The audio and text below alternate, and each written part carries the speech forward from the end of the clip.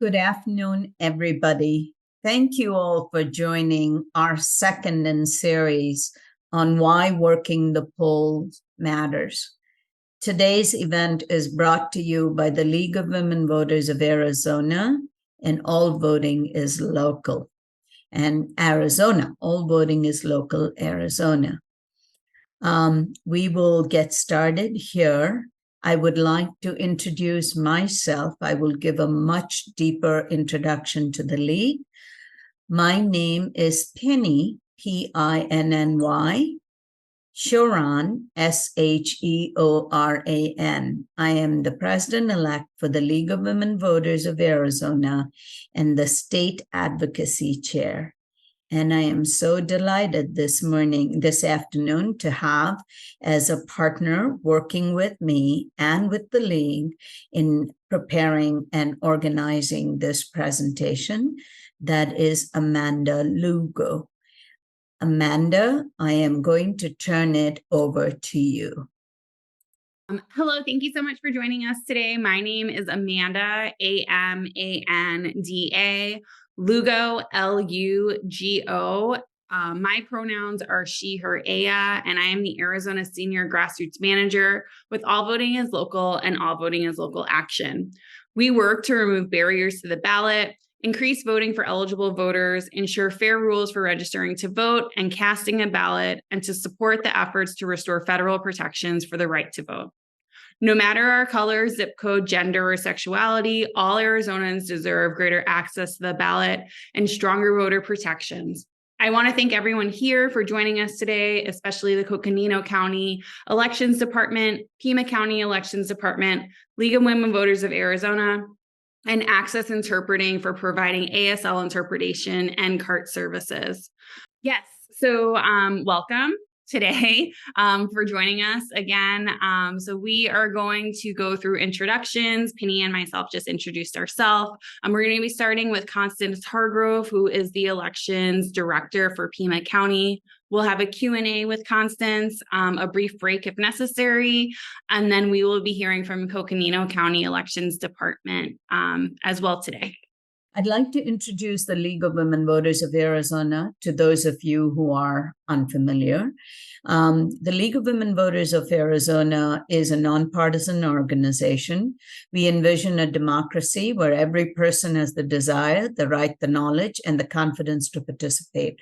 For over 100 plus years, we've been a nonpartisan activist grassroots organization that believes voters should play a critical role in democracy.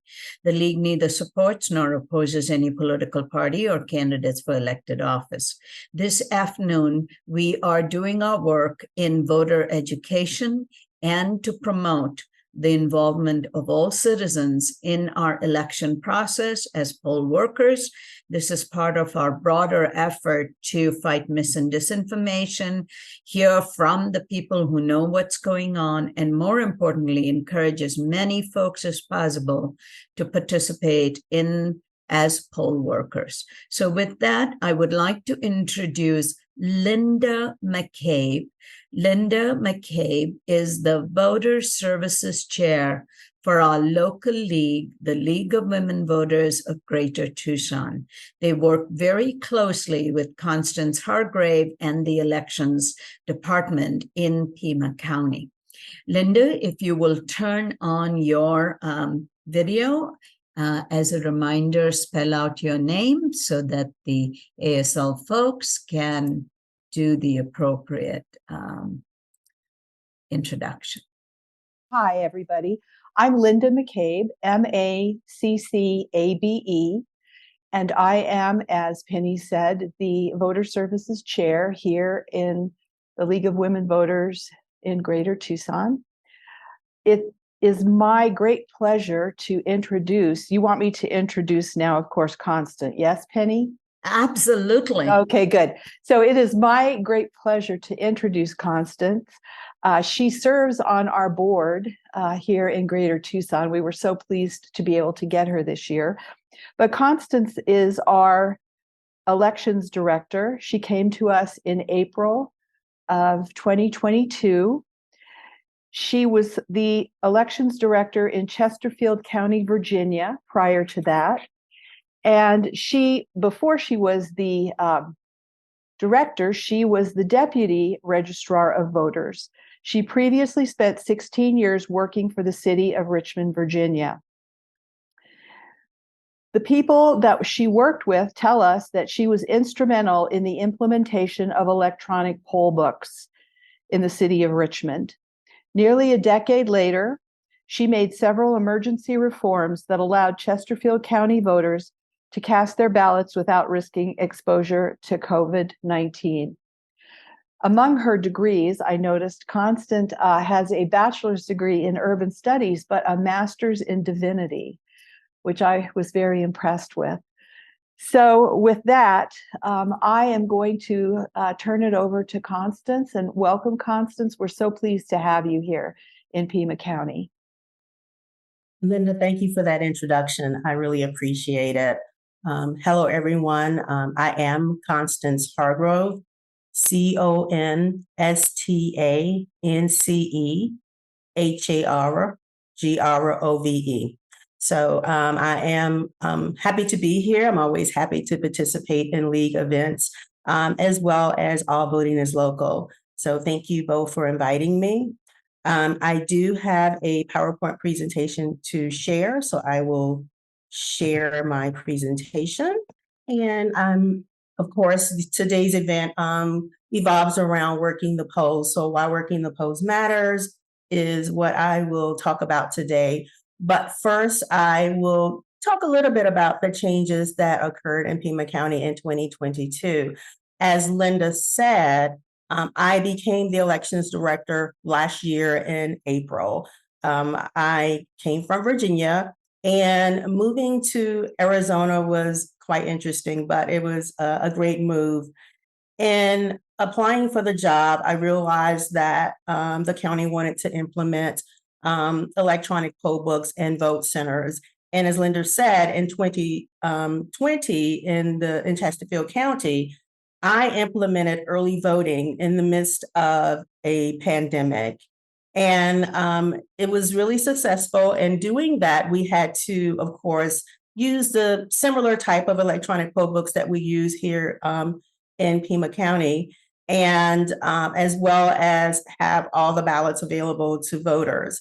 It was interesting that at the height of the pandemic that I had over 125,000 persons actually vote early in person. So it was very successful. So when I got here to Pima County, it wasn't a real shock to actually have to be able to implement vote centers here in Pima County. So we did, for the first time, move from precinct-based voting to vote centers. The Board of Supervisors approved it in February of last year.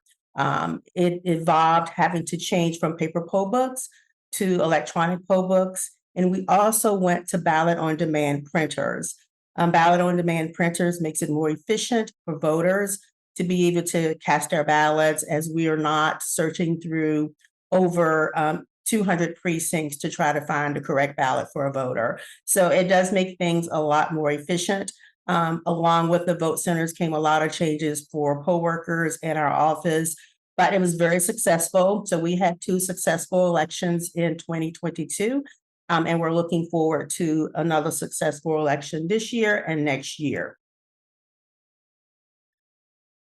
So why are poll workers important? They're not just important. Poll workers are essential to the conduct of elections. Without them, there would be no elections. We could not run elections, have in-person elections without poll workers.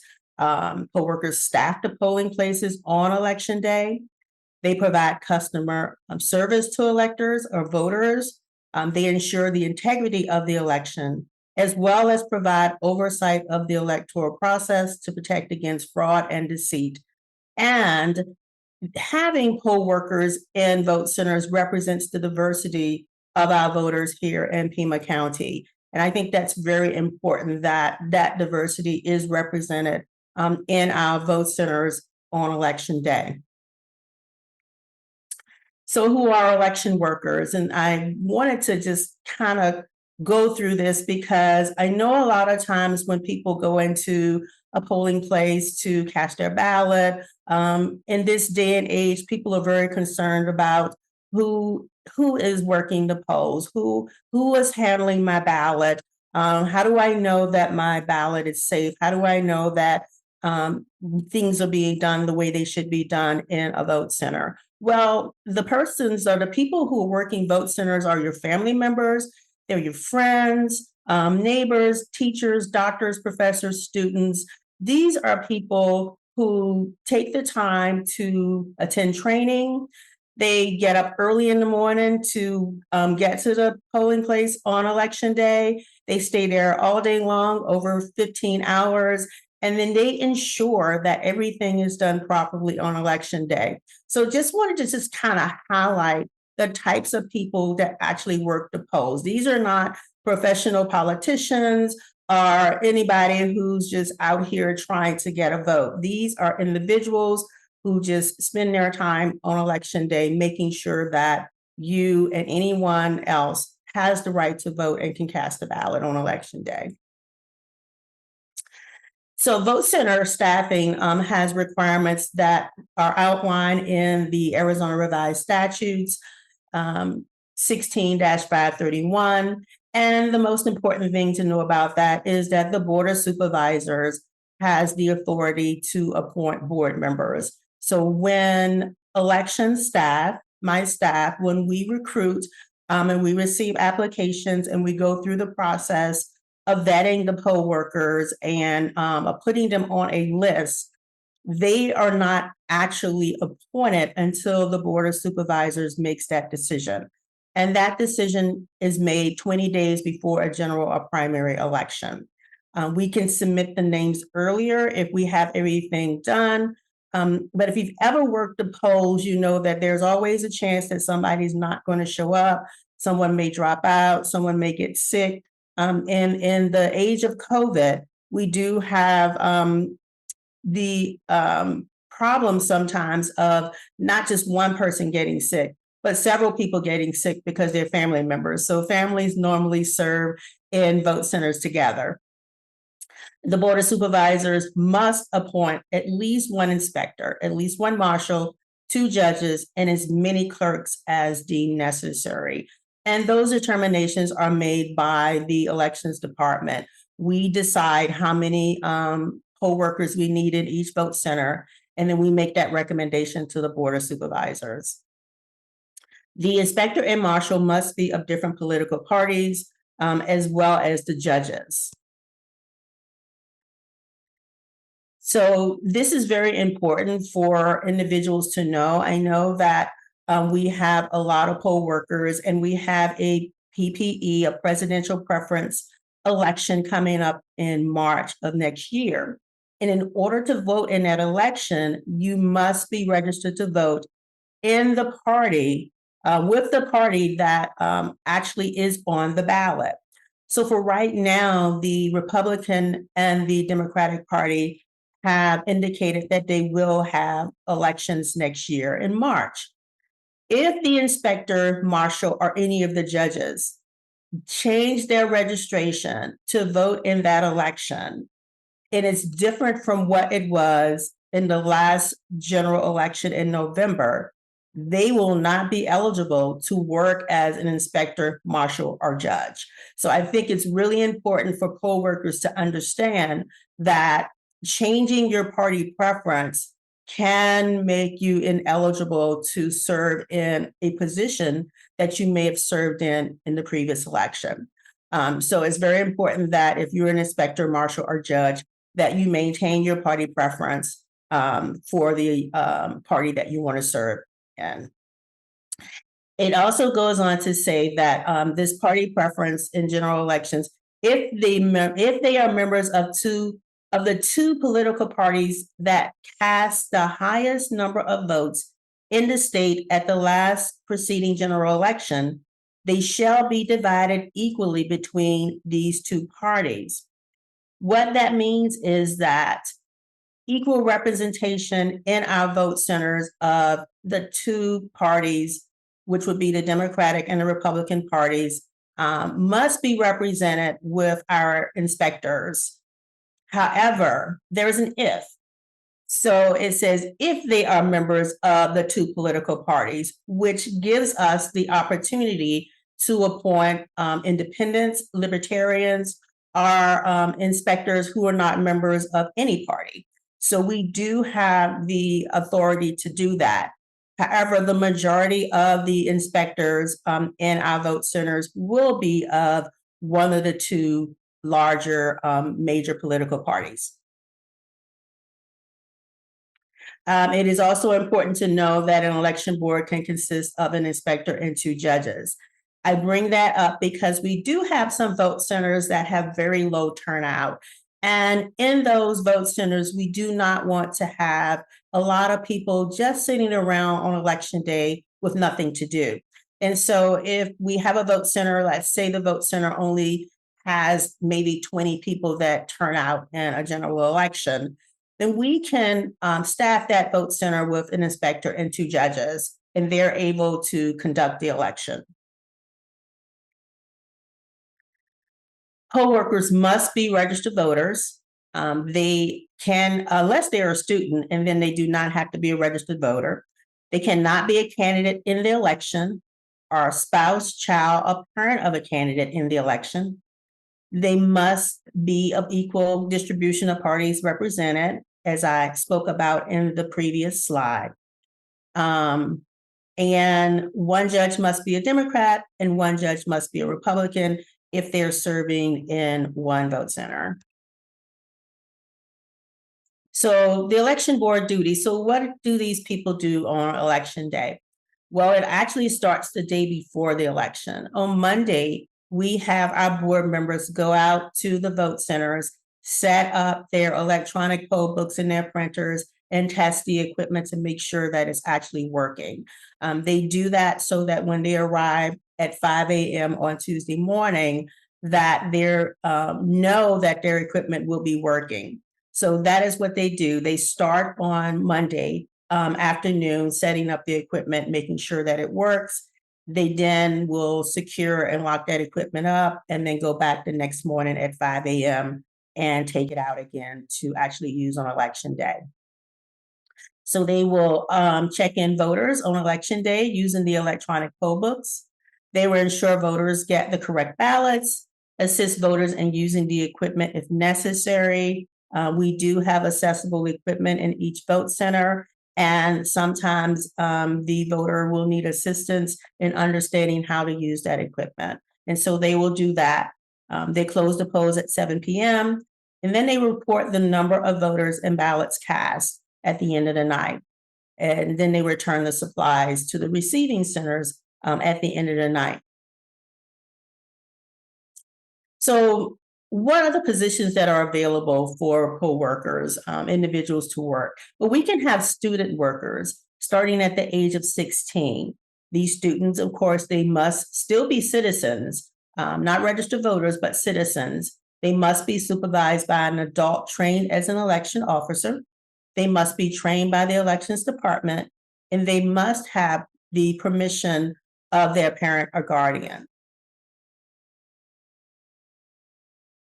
Then the inspector. The inspector serves as the head of the election board.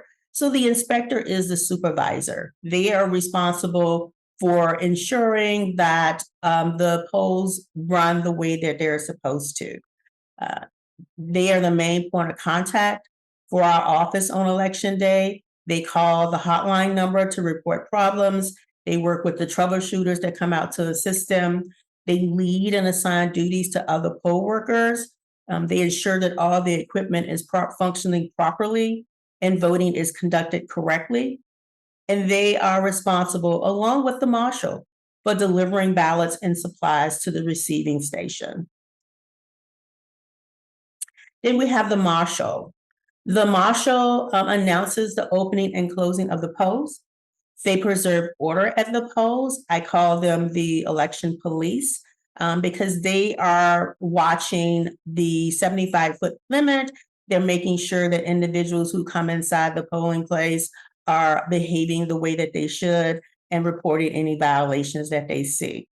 They may also perform any of the other duties of poll workers in the vote center.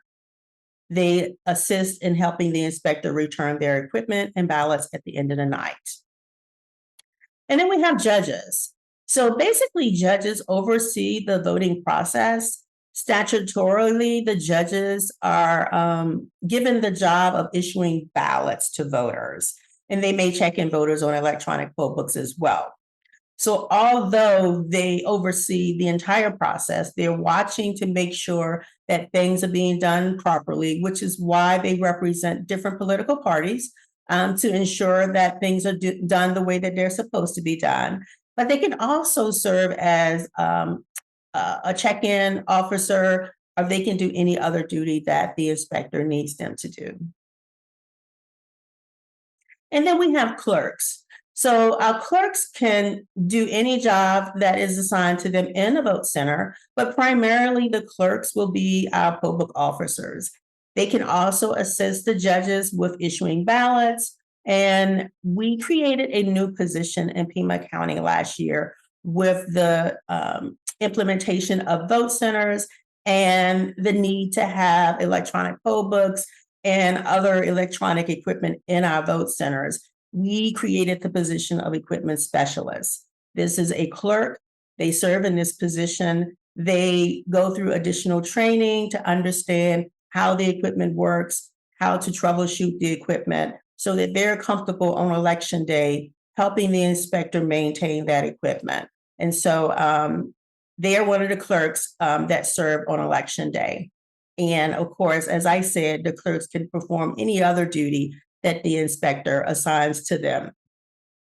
And one of the conversations that we have been having in our office about clerks and about vote centers is that in the political climate that we have right now, we may have additional clerks posted where they can observe with the marshal what's going on outside the vote center, as well as assist the inspector on the inside of the vote center of observing and making sure that everyone is safe, that things are going as they should, and that voters have a great experience on election day. And those are all the positions. That is my presentation. This last slide is how you can get involved. Of course, you can go to our website for the Elections Department in Pima County, and you can click on the link. You can fill out an application online, or you can call our office directly at 520-724-6830. Thank you for your time.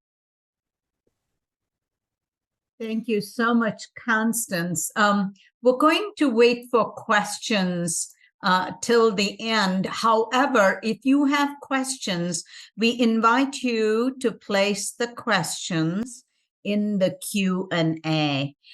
Again, my name is Penny, P-I-N-N-Y, Sheoran, S-H-E-O-R-A-N, representing the League of Women Voters of Arizona.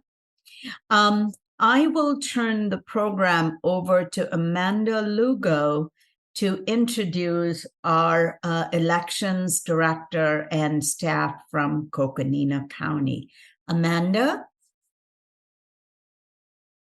Thank you so much. My name is Amanda Lugo. Again, thank you all for joining us today. I have the honor of introducing Esler Musta, who is the elections director for Coconino County, along with Stan Pierce, who is the training and outreach manager for Coconino County.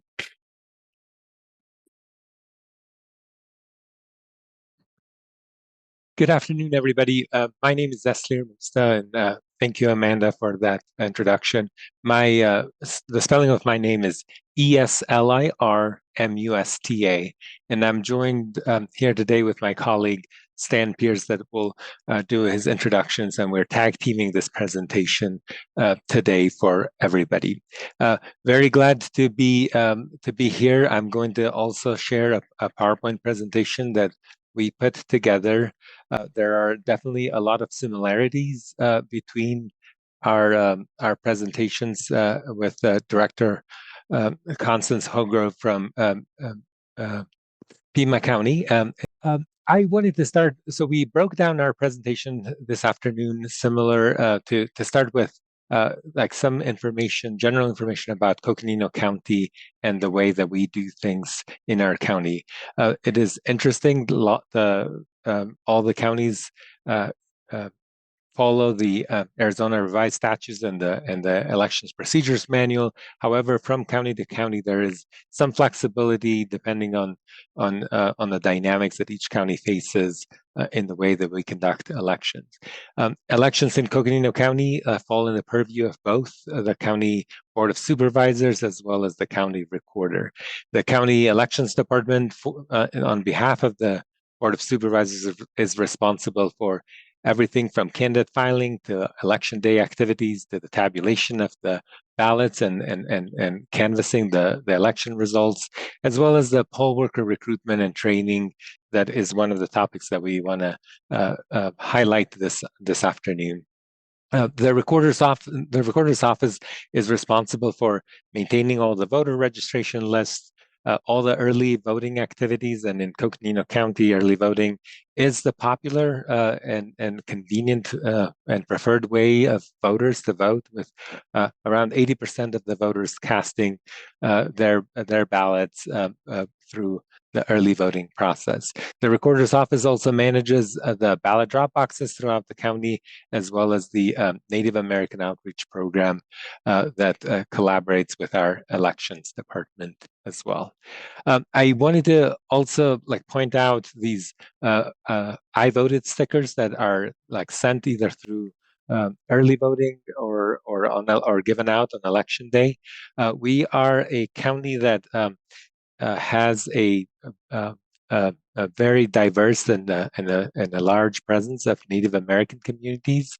We have 4 Native American tribes in our county: the Navajo Nation, the Hopi, the Havasupai, and tribes that vote in our county. And we have made intentionally the I voted sticker in the Navajo language as well.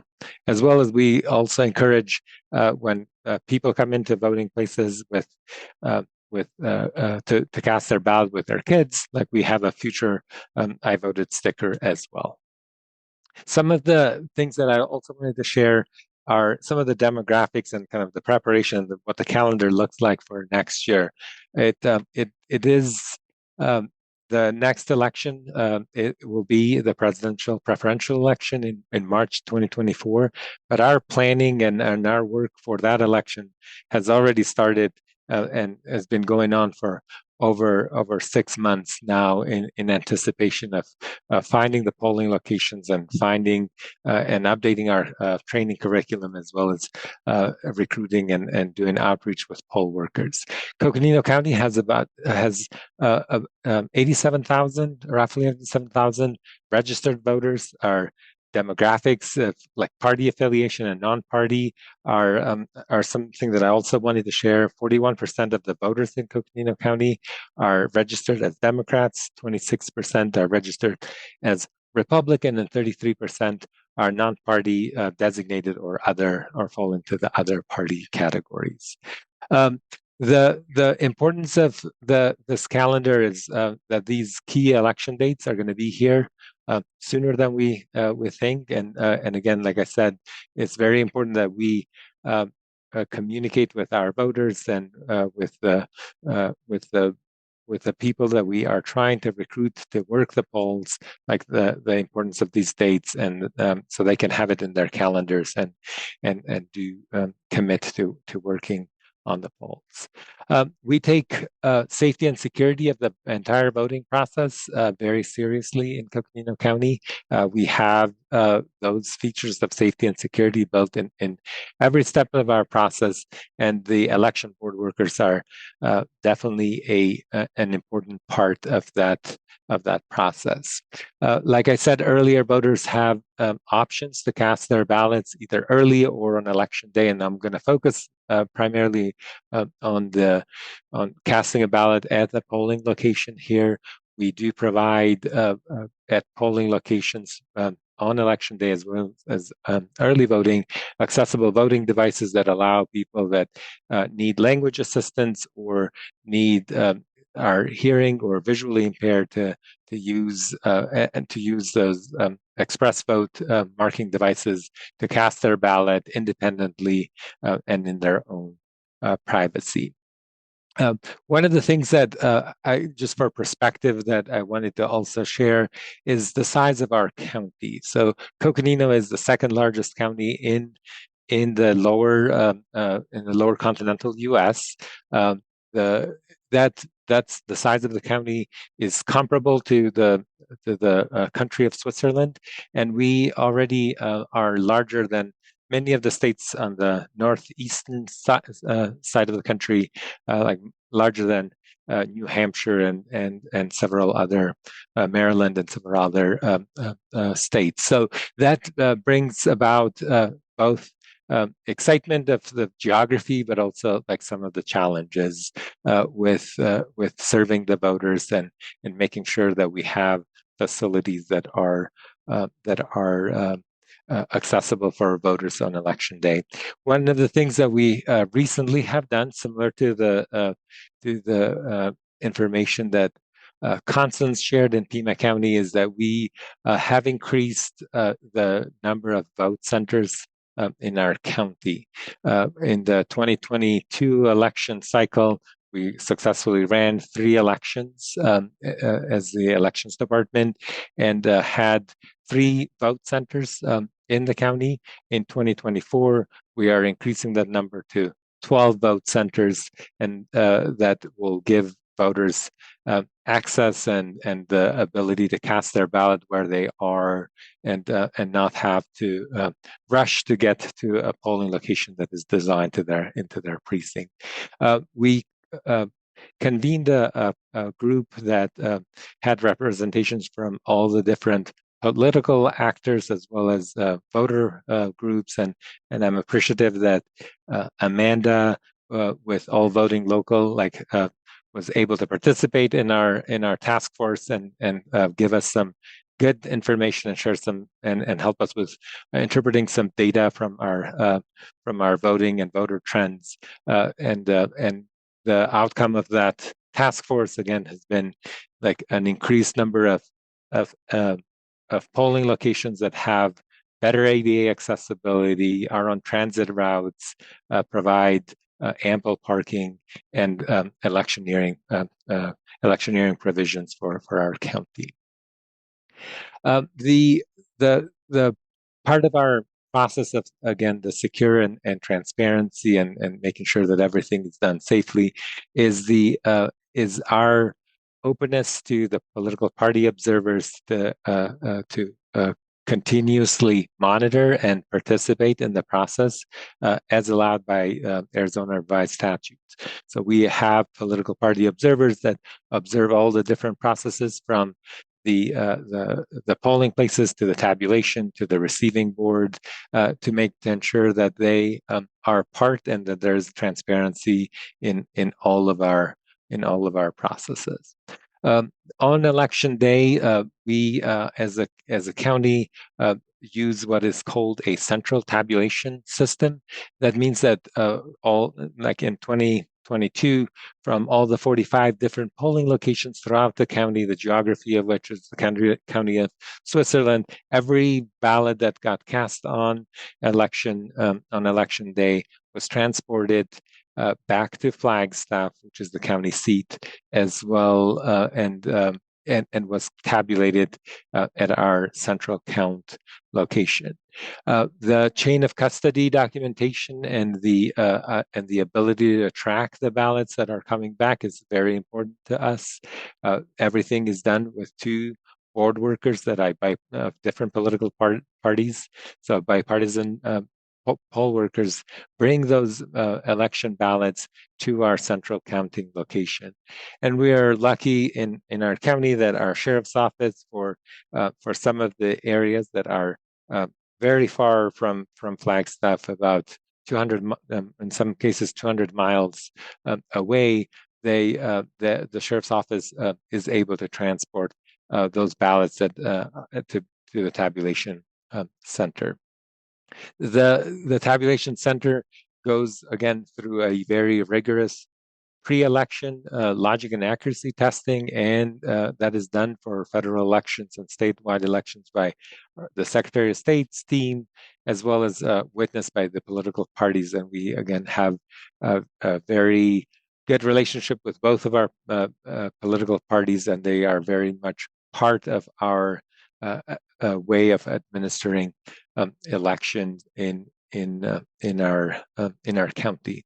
The tabulation room also has the ability to live stream the feeds so everyone can watch the tabulation process, and we are constantly taking into account best practices throughout the state and best practices nationally to allow the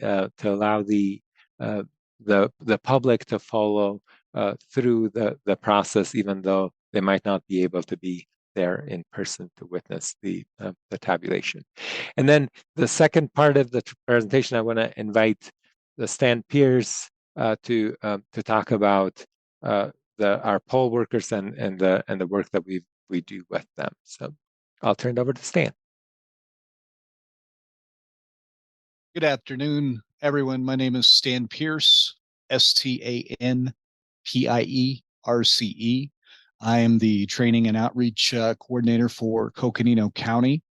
I appreciate your time today and being able to talk about what we do with our amazing election board workers. We deploy over 450 election board workers to administer elections. Our election department full-time staff, there's 8 of us that work full-time in the election department. And then for March, we're looking at about 450 election board workers. For the August primary, that number is up to about 600 because we're expecting a little greater turnout, and we're up in the 750 to 800 range for the general election coming up in November of 24. Board workers make up our bipartisan teams at polling locations, counting boards, and all other special boards we utilize to administer elections. One thing that Coconino County does, because of our great Native American population here and the ruralness of the county, is we have interpreters available on our Native American lands. And then language and 88 assistance is also available through using the express voting equipment. But on our 12 voting locations that are located in the Navajo Nation proper, every one of them, we are staffed with interpreters who speak the native Navajo language to help with the elders who are coming in to vote live, and they're able to translate the ballot or discuss what the ballot issues are in the native language to make sure that everyone understands what exactly they are voting on. We're very, very proud of that program. As Constance said, here's a look at our team that works the polls, very close to what they do. We have an inspector who, again, is in charge. We have an ID checker, or we call them an election day technician, an EDT. They're the ones that handle the poll site book and check in the voters and record the ballot style that voter is supposed to receive. Most of our election day technicians are Coconino County employees. Coconino County, we have a motto here that elections is the family business. And I am so proud to represent a county where our county staff can work election day and receive additional pay to work election day on top of their regular county salary. So that gives us some really great folks that we have personal relationships with inside the county who work for other county departments. Sheriff's Department helps us out, Treasurer's Department, of course, the Recorder's Office, Public Works, roads, all of the we've got equal planning and zoning, community development, but so we've got representation as election day technicians from every other department inside Coconino County. Some other jobs that we have, the delivery drivers, as we talked about, those are mostly staff from Public Works. Our tabulation boards and our duplication board, we talk about what happens at working the polls. But other things that we need are folks to help us tabulate or duplicate or understand the snagged ballots. And those jobs on the tabulation board, Constance was really good at pointing out the regular poll workers are working 15, maybe 16-hour days. But our tabulation board and duplication boards, it's a longer tenure. It might be a week to a 2-week or maybe even a 3-week, depending on numbers job. And those aren't working the 15-hour days. You can do that in 4 to 6 hour shifts. So if you're looking to get involved in working elections, but you think, my goodness, the 15-hour day just seems pretty rough for me, talk to your local elections department or recorder's office about working on some of these different boards. There may be room for you there. Party observers, Eslier touched on those. We also offer ballot on demand printing at our vote centers, and those are usually folks from our county IT department, as printing technology can be a little bit of a wrestle at times when you're dealing with technology. So we've got IT services that helps us with our ballot on demand printers. All of our workers do attend a 2-hour live training class. We cover election laws, ID verifications, how to be sure that you are assigning the correct ballot to a voter, our chain of custody documentation, ballot security, and ballot transport. In Constance's presentation, she talked about ballot transport back to their tabulation location is handled by the marshal and the inspector. In Coconino County, we do that with the EDT, or the county employee that is the ID checker, or a member of the sheriff's department. Any badged member of law enforcement can travel with our ballots. And if it is the EDT, then we send a second person with them of a different political party. Coconino County compensates our election board workers at $215 for working election day. We believe that's one of the highest rates in the state. We also provide mileage because this vast county, I've had to, in our last election, I was sending people from Flagstaff, deploying them to a coal mine or Navajo Mountain way up north on the Utah border of the reservation, Utah-Colorado border. And it's a good 400-mile round trip for some of these folks. So we're really proud on what we do. Most of our election board workers fall into the 60-plus demographic, and that kind of stays with the national poll worker demographics. And we understand why. Those are those that have the time to work that. We are working to get more involvement from our college students and younger generations. In the last year and a half, we've really done a lot of outreach with Northern Arizona University and Coconino Community College to reach out to their ASA chapters to recruit election board workers. And we're having some great success with that. We've also, we're very active on Twitter to recruit and market to a digital audience. We use Twitter. You can follow us at Coconino Vote. You can find Coconino Elections on Twitter. This year as well, we created a elections mascot. Everyone meet Penny. She is our mascot for the Coconino County Elections Department.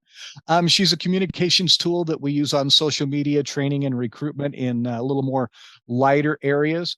Penny can write messages, as she has at the midsection of the screen, and then she has a few different poses that we use to make points. And then you can see she's holding a sign on the bookend sides of this. We also put messages in the sign: register today, vote here. If she has a real simple question, or if there is a frequently asked question that we get, we can put the question on the board, or just have her holding a big question mark that then identifies the question. Penny is a pen. We used her and selected that because we believe the power of the pen is very, very mighty, especially when you're an elections professional or elections official. The coloration on Penny, the green, comes right off of our county elections and our Coconino County logo. So we stayed within the Coconino County color palette with Miss Penny as well. Other designs or thoughts with Penny, we are working on some Penny stuffed animals, if you will, that we'll be using to give to youngsters and also when we go visit and do outreach events.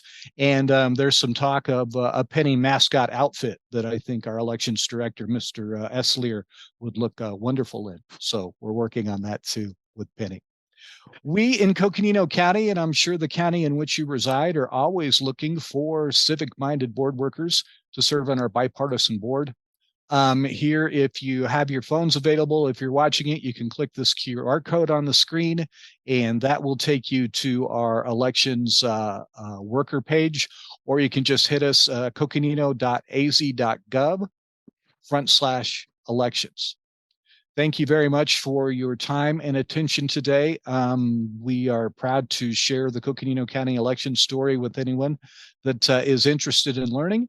And I want to leave you with this. We believe that all elections are local. Our election facilities, our polling locations at different places, our 45 different polling locations we have, are staffed with local folks. And as the previous presentation by Constance pointed out, these are your neighbors, your friends, your school teachers, your professors. I've got a handful of doctors in Coconino County that close their office on election day to help us man the polls. We like to say that all elections are local, and we're really proud of the local people that step up and help us run the elections. The three that we have upcoming, the jurisdictional election that we are in process in Coconino County with right now for our tabulation boards. There's a lot of people pulling on the rope to make elections happen. And thank you very much for your interest. I appreciate your time this afternoon. Thank you so much, Stan and Esler. My name is Penny Sharon, and I am representing the League of Women Voters of Arizona. You have an opportunity to ask questions in the chat, which the panelists can see, or even better, if you were to place your questions in the Q&A. So I'm going to ask Amanda if she would like to pose some questions to the panelists. If we don't have any in the chat window or Q&A, we have a few that might trigger others to also ask questions.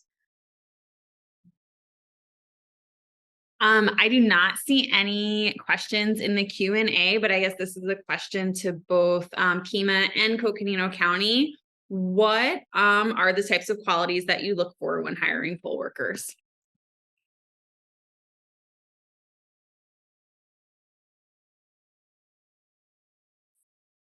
I'm happy to jump on that one, at least at a first blush, and then if anyone has things to add, go ahead. Again, Stan Pierce with Coconino County, STANPIERCE. What we look for poll workers is folks that have the capacity to understand and follow exactly the training instructions that we provide them, that are based on the Elections Procedures Manual and Arizona state statutes. One of the big things in there is being able to stay nonpartisan during your election work. So we do point blank ask folks if they believe they can do that. And we've had some actually look at us and say, no, I don't think I can keep quiet during election day with my personal political views. We thank them for their interest at that point and kindly move on. So that's one of the big qualifiers for us is you can be passionate, and we're all passionate about elections and civics, but we've got to keep our partisanship set aside when we're working the polling locations. And Constance or Eslier, if you would like to tag on that, I will jump out. Sure, I'll jump in. I like to say that I love to recruit poll workers who they're questioning the election, they're questioning the integrity of the election, and they're concerned about how things actually work on election day. They're concerned about whether or not their ballots are being counted. I love to have them come in and work and receive the training and actually see how the process works inside a polling place. Of course, like Stan said, we want them to be try to be impartial as much as possible when on election day. We do enforce that, no electioneering. We want people who are enthusiastic, who are excited about voting, who want to help other people, and they have that passion and compassion for individuals who may come in. It's their first time voting. They don't understand what they're doing, and they are the ones who really want to help them. So those are the types of people that I look for. We have another question. This question says, I haven't voted in person for about 10 years. So can you explain more about ebooks and ballots on demand? Oh, yes, love to. So ebooks or electronic poll books is what they really are. So electronic poll books in Pima County are actually iPads that have the voter list on it instead of a paper poll book. So it is actually a poll book, but in electronic format. And so what happens with that when the voter comes into the vote center to cast their ballot? And first, let me reiterate that at a vote center, anyone can vote at a vote center. It's not a precinct. There's no specific vote center that you have to go to cast your ballot. So if it's a vote center, anyone can vote. We enter your information, look you up, check your ID. And then once we process you and you sign the poll book communicates with the printer, and that's called our ballot on demand printer. And then we print a ballot specifically for you. And then you would mark your ballot as you normally would. It's a paper ballot, and place it in the ballot box on election day.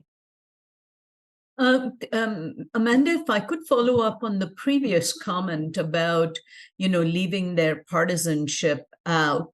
What happens if you have workers who aren't truthful in their ability to stay nonpartisan? So Esler and Stan, and they're at the polling location and are behaving in ways that are really a problematic issue. I bring this up, Esler, because it did happen in the last elections, and there's that delicate balance between how many people you have. And we've been asking this question and again as the league and in our conversations. So if you could speak to that, and while you speak to that, if you would also speak to the problematic issue of non-county training that's happening to prepare people to be poll workers, and then they come in with this inaccurate misinformation and then believe that's the way it's supposed to be done. So if you could address that straight on, I think it would be important for us. Thank you very much, Penny, for that question. Eslir Musta, again, Elections Director for Coconino County, ESLIR-MUSDA. And it does happen. So again, like Stan said, that people are passionate about their political point of views. However, we do in Coconino County ask people that are working the polls to adhere to a code of conduct and represent the county on election day and service the voters, regardless of their political beliefs or political association. So that is super important. Like one way that we ensure and make sure that we can address issues right away if they're happening from the poll workers or any one of the polling locations is our partnership with the political parties. So the political parties are very observers that are at the polling places that are credentialed to be there, would report out if there is any activity that is considered electioneering. And then once we receive that in Coconino County, that information, we address it right away, and we would remove people if they are continuing, or if there is any of the reports that they are engaging in this electioneering process. The question about the training. So the training that Stan talked about that is outlined in the Elections Procedures Manual, and it's required by law to be done, follows a very specific set of rules of what are the roles and responsibilities, what is the the way to report issues, what are the ways to engage with the voters. So that is very specific, and it's a curriculum that we run through and approve through several channels in our process to ensure that they are meeting the standards. There are other groups that, again, serve as observers or like poll watchers that their political action group or party does training for them. However, that is not something that is the official curriculum or the official process and procedure to train poll workers. We do invite the political parties to look and review our training material and again to provide us feedback, because we know that feedback loop is very important for the administration and the improvement of the process. Dan, this is Penny Sharan with the League of Women Voters. Dan, I would like a follow-up question to you on the training of the poll workers. I'm assuming that if they go through the proper training, that there is a test they have to take. I know that in Maricopa County, you have to pass it close to 90% correct. I'm assuming you all are using a similar standard before, allowing a poll worker to be out in the polling location. Thank you, Penny. Stan Pierce, Coconino County, STANPIERCE. Yes, our online training has tests test questions that you have to answer to move on. And during our live training, there are test questions that we present for us to be able to move on to the next section of the training. So making sure that our folks understand the information that we're giving is of vital importance to us. Most of the harder quote unquote tasks fall under the responsibility of the EDT and the inspector, and they take a different training class which really focuses much deeper into laws and our personal Coconino County procedures with ballot reporting, security, and chain of custody. And then we expect our inspectors and our EDTs to help our board workers follow those processes as well. So in addition to the tests, we also make sure that that our leadership at the polling locations is making sure that those working at the polling locations know what they're doing and they're following procedures and processes as well. Thank you. Constance, is it right for us to assume in PIMA you're also following the same sort of standards and process?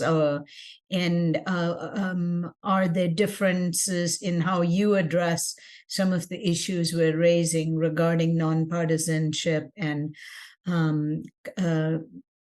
the competence of the poll workers? Constance Hargrove, Pima County.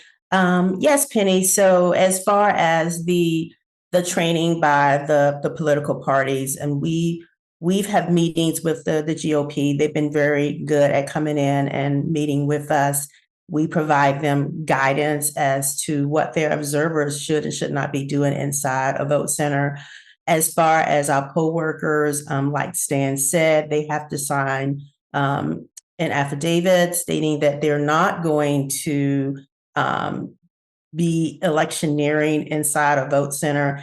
And if they do, then they will be asked to leave. So we have actually had to have a poll worker removed from a vote center because they were electioneering. So that's not something that we tolerate. We get the information sometimes from the observers of the political parties, or sometimes it may come from a voter that may have been inside a vote center and heard something that shouldn't have been said.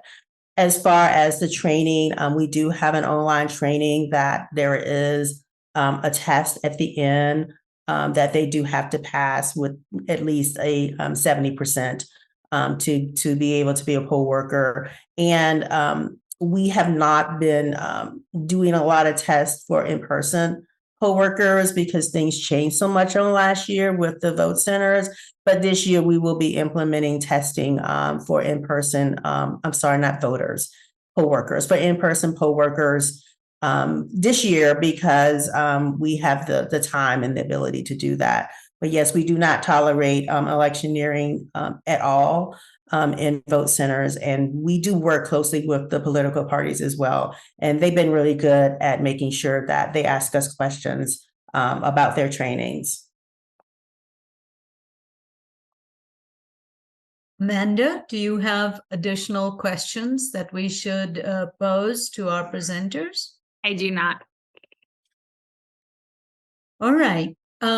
We don't see any questions in the chat, but there is one question about website for poll workers to sign up. And it is our understanding, and Amanda has put some wonderful links in our chat. So would you all please be sure to save the chat so you can get to those links in the chat.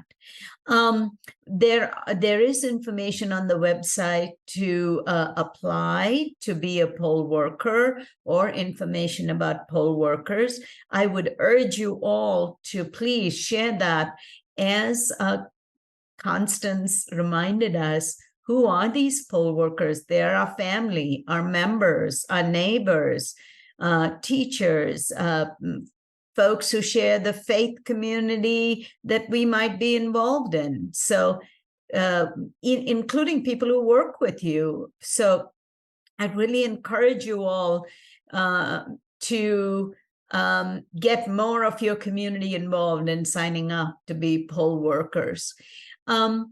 Last week, a month ago, we did a presentation with Maricopa County and Yavapai County. I would urge you all to go to the LWVAZ YouTube channel where you will see that presentation. Amanda and I will be giving follow-up information to everyone who registered, even though they are not here today. For this event, we will have a recording, and Constance, Stan, and Esler, we encourage you to share that video because the information you have provided is invaluable, and our community really needs to hear from you all, the experts, and the place where the actual correct information comes from. So please watch for that YouTube video. We hope Stan, you and Constance and Esler, both Coconino and Pima, will share those videos as you can to your community too. And we ask that our Linda McCabe, who is here from Greater Tucson, it would be wonderful for you to share this video, which we'll make available in a couple of days once we get it all edited and cleaned up, and it'll be on our YouTube channel. So since we don't have any questions, yes, there is a question related to the political party observers having to take official training. Would someone like to answer that?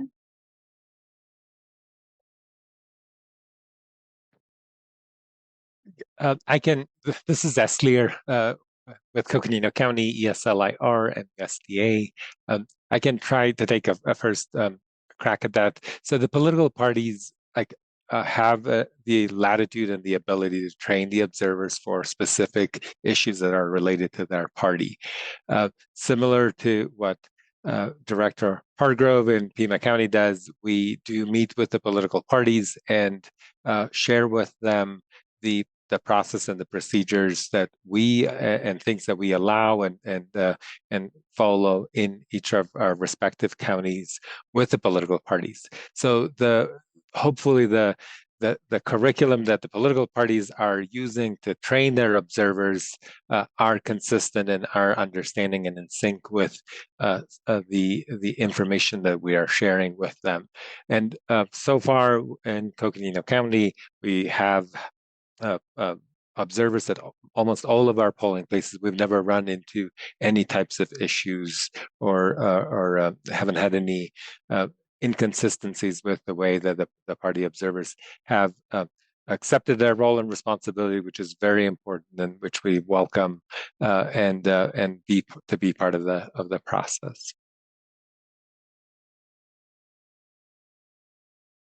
Linda, I'm going to call on you. I sent you a note in the chat. I'm going to ask you to turn on your video, and maybe you could share a little bit about the work you are doing, and also to encourage our folks to participate as poll workers.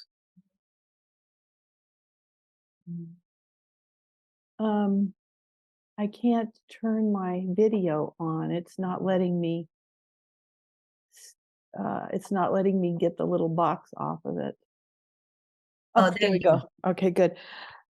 Poll workers. Well, I haven't talked to Constance about this very much, but I've heard people tell me that they sign up to be poll workers and they don't get called upon. And I know that there has to be a 50-50 split. So I'm just imagining that so many people in Pima County want to be poll workers. I'd have to talk to Constance about that. Constance. We, of course, encourage poll workers. Right now, I'll just take a little aside here. Oh, excuse me, Linda McCabe, Linda McCabe, Maccabe. What we are getting ready to do now is we're writing our plans up for the 2024 election and what we will be working on. And part of that, of course, will be encouraging people to sign up as poll workers. The other piece of that I want to ask about, since I get to talk now, is the political observers. And I'd like for our league here to be able to participate in that process next year. So I'd like to work with Constance on establishing a training perhaps for people who want to be observers, and finding out exactly what the process would be for some of them to be able to be observers. I've done that as in the league in Tennessee. And I found it very rewarding to be an observer. If you cannot be a poll worker, it is a way that you can come. Of course, every observer and poll worker has a story to tell. I was at a voter registration event this morning, speaking with a longtime poll worker here, and she had a few interesting stories for me. I think more. We have not worked so much with Constance as we have with the recorder's office, me personally, and voter services, simply because most of what we do is voter registration. But we have worked with Constance in terms of data. She has given us data that we are using now to focus on low voter registration precincts and low voter turnout precincts. Things I did in Tennessee that I'm bringing here, focusing on them in terms of how we can go into these precincts and really promote voter registration, as well as providing the information to vote, to actually show up and vote in person or by mail. So I'm looking forward, as we move to 2024, to work on the poll workers, helping Constance if she needs that help to get us to work on it as well. But I always look for ways that we can help poll. I know they can't come out and talk to us. I know we can't give them food, but any way that we can help them, we'd love to do that.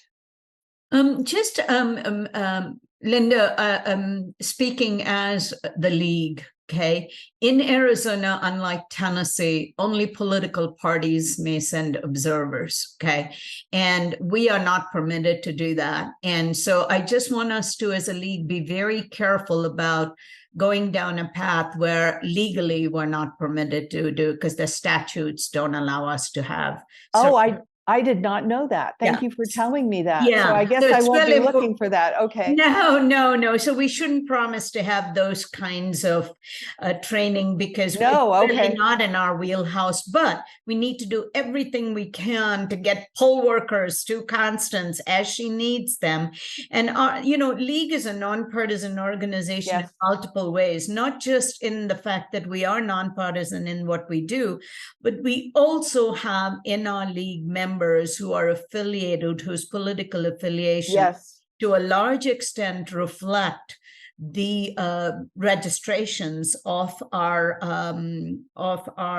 counties and our environment. So I would encourage us as the League to have folks from all parties in the League sign up and become poll workers, because that's what's probably most helpful to Constance. And I will speak with her about that. Yeah, Stan and Constance, if I misstated what our laws are, can you correct me, please?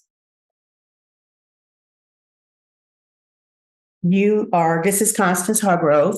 You are absolutely correct. Only political parties can be observers in the polling places on election day. And I will speak to Linda what you said about individuals signing up to be poll workers and not hearing anything. I did hear about that on last year. That will not happen anymore. We have a process now where we respond to each person, even if we cannot use them for a particular election, because as Issa and Stan said, that different elections require a different number of poll workers. And so there are some elections that are smaller that we may not use everyone, but yes, please share that anyone who applies should receive a response from us, whether or not we're able to use them in a particular election or not. We do not want them to feel like they are not being heard, and we will put them on a reserve list and we can use them in a future election. Thank you. I will encourage our members to think about being be poll workers. Thank you so much, Linda, for adding some nuance to the work we do and the opportunities we can have to help in the election process. Thank you, Penny. Yeah, really appreciate your input on that. I do not see any more questions in the chat. We had scheduled this for about 90 minutes plus.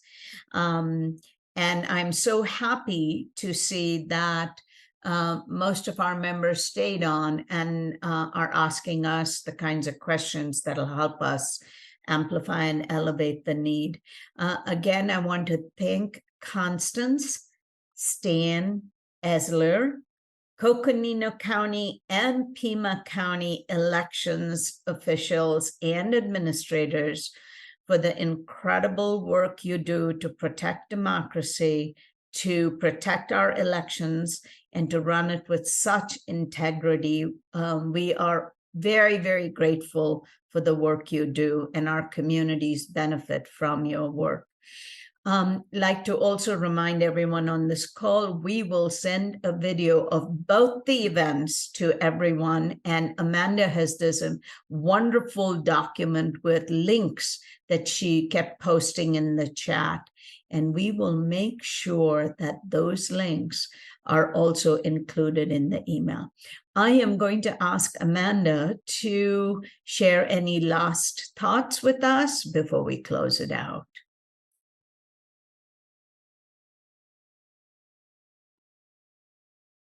This is Amanda Lugo from All Voting is Local. Thank you so much for spending your Saturday afternoon with us.